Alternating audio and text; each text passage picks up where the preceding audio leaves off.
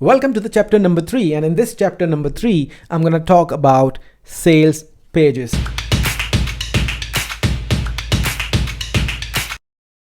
जी हाँ, sales pages एक तरह से हमारी कंपनी के सेल्समैन हैं।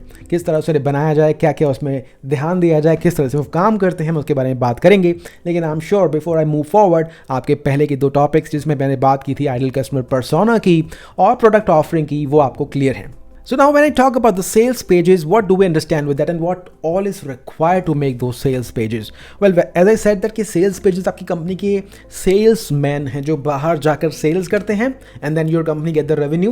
In the same way, sales pages are those pages of your website जहाँ पर consumer आपको आकर पैसे देते हैं and in return they buy your product or the services. So those pages are called landing pages also. अगर हम बात कर रहे हैं sales page की, तो sales page और landing page is the same thing. Now, why not a website? देखिए, एक जो वेबसाइट रहती है ना, वहाँ पर आपकी सभी प्रोडक्ट्स और सभी सर्विसेज डिफाइंड रहती हैं। वहाँ पे आपकी कंपनी का प्रोफाइल है, पोर्टफोलियो है, उसके अलावा अगर कंज्यूमर के टेस्टिमोनीज भी हैं, उसके अलावा कॉन्टैक्ट पेज भी है और ना जाने कितनी कितनी इन्फॉर्मेशन वहाँ पर हो सकती है डिपेंडिंग ऑन योर बिजनेस। तो जब आपका कंज्यूमर किसी एक चीज़ को खोज रहा है ऑनलाइन, जिसके लिए हमने ऑनलाइन एड्स रन किए हैं, ऑनलाइन मार्केटिंग कर रहे हैं, जो कंज्यूमर को कनेक्ट कर रहा है हमारे ब्रांड से, जब उस ऐड पर क्लिक करके वो आपकी मेन वेबसाइट पर पहुंचता है ना, तो वहाँ पर वो कंफ्यूज हो जाता है कि एक्चुअली मैं उसे लेना क्या है, बिकॉज उसके पास अब देखने को बहुत कुछ है। तो अगर ऐसा आपका कंज्यूमर का बिहेवियर रहेगा तो डेफिनेटली वो आपसे कुछ परचेस नहीं करेगा और शायद आपकी वेबसाइट से चला जाएगा। लेकिन अगर आप अपने कंज्यूमर को एड्स के थ्रू अपने स्पेसिफिक प्रोडक्ट पेज पर या सर्विस पेज पर लेकर आते हैं, तो वहाँ पर वो फर्स्ट ऑफ ऑल तो कंफ्यूज नहीं होगा।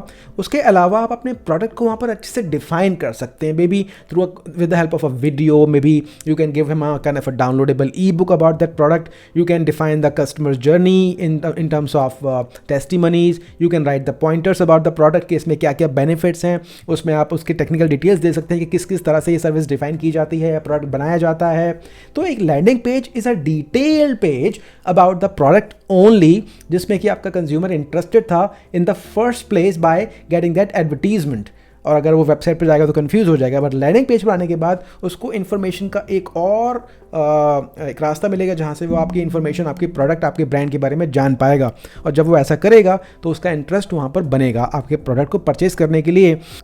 उसके बाद हम बात कर लेते हैं अपने माइक्रो साइट्स के बारे में। Now micro site is a kind of a site जहाँ पर not only 1 page, it could be अ 1, 2 और 3 पेजेस वेबसाइट, जहाँ पर हम अपने प्रोडक्ट के बारे में ज़्यादा डिटेल में बात कर रहे हैं। प्रोबेबली हम लोग एक पेज पर कुछ स्पेसिफिक बात कर रहे हैं, दूसरे पेज पे उसके फीचर्स की बात कर रहे हैं, third page could be a contact page. So again it works like a landing page जहाँ पर सिर्फ और सिर्फ एक प्रोडक्ट है, एक सर्विस है, अपार्ट फ्रॉम दैट आपके बिजनेस का बाकी जो डिटेल इन्फॉर्मेशन है वहाँ पर नहीं है। तो अगर कंज्यूमर इस तरह के पेजेस पर या इस तरह की माइक्रो साइट पर आता है तो उसके मन में आपके बिजनेस के लिए, आपके प्रोडक्ट के लिए थोड़ा सा ज़्यादा ट्रस्ट बनता है, and then he would be interested to buy that product online. Apart from that, we should also talk about the copywriting when we are talking about the sales pages. Now, copywriting is a technique through which we can what I can say, define how the customer will behave on our landing page.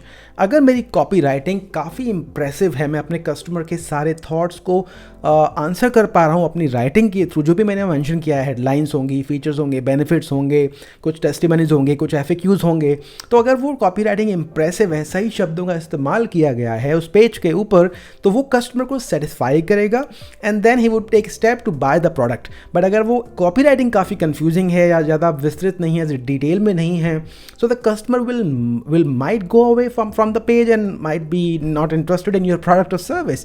So when you are making a landing page or a sales page or a microsite, make sure that copywriting is an integral part of that and you take care of that. Maybe you can hire somebody who is good in copywriting and you can outsource that particular project to somebody else who is experienced into that.